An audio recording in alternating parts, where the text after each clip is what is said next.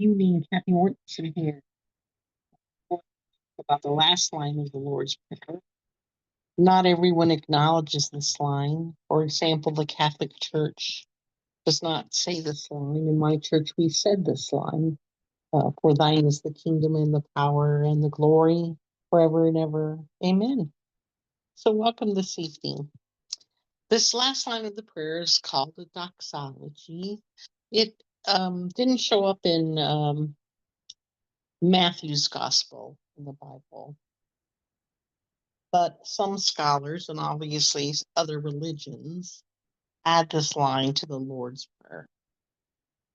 And I want to add tonight, I do the Lord's Prayer as a meditation, both morning and evening, through the meanings that I've shared with you and will continue to share with you. And it truly can be life-changing and connects me to those who are different than me.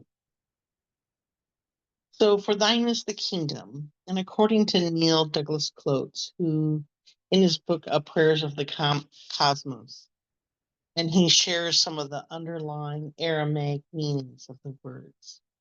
For thine is the kingdom becomes, to you belongs the all.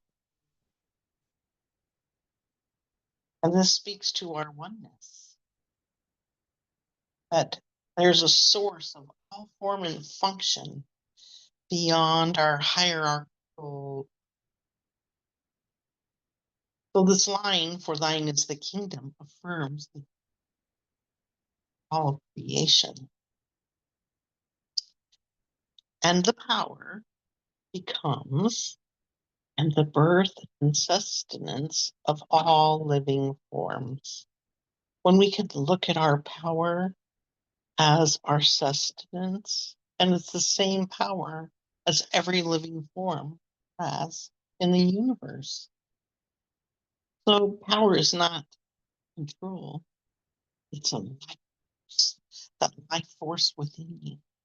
What is it that sustains and animates not just you, but the universe? It's creative. It's not dominating. For thine is the kingdom, power, the glory, and the glory, and the song that shines through all forms. Glory is not from the ego. It is that radiance of life, the shimmering beauty of existence, that shimmering that happens when we're in harmony with our source, when we do the work for hallowing our name. Forever and ever, amen, becomes from age to age. It renews. It's truly powerful, these statements. May they be the ground from which all my actions grow. Forever and ever, amen. From age to age, it renews. There's lots of meaning in those terms. From age to age, it renews. Amen is seen more as an agreement, like an embodied affirmation.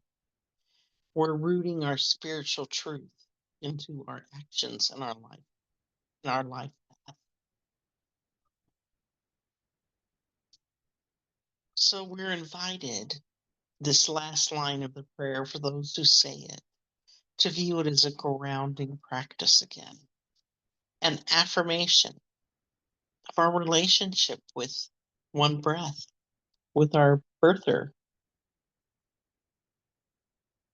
When we're united with our birther, we begin to see the unity behind our diversity and our radiant presence that flows through all things. I know I took a walk in the park the other day while we were waiting for our tires to get fixed in our car.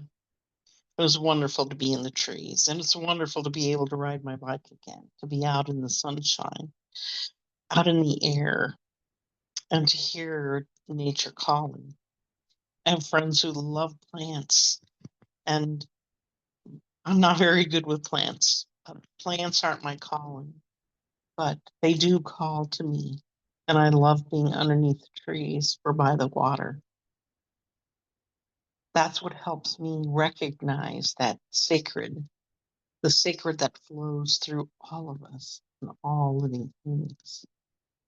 And when we can see the sacred, it can help shape how we live, act, and relate to each other. Or we're all equal. We're all one on some level, through the harms, through the hurts, through the differences of opinions. Thank you for being with me this evening and hearing my just short little message. And I hope you're inspired to find the sacred within you and connect to what's sacred within you, for it's there. Have a good evening. Oops.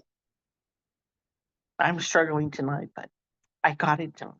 So thank you very much.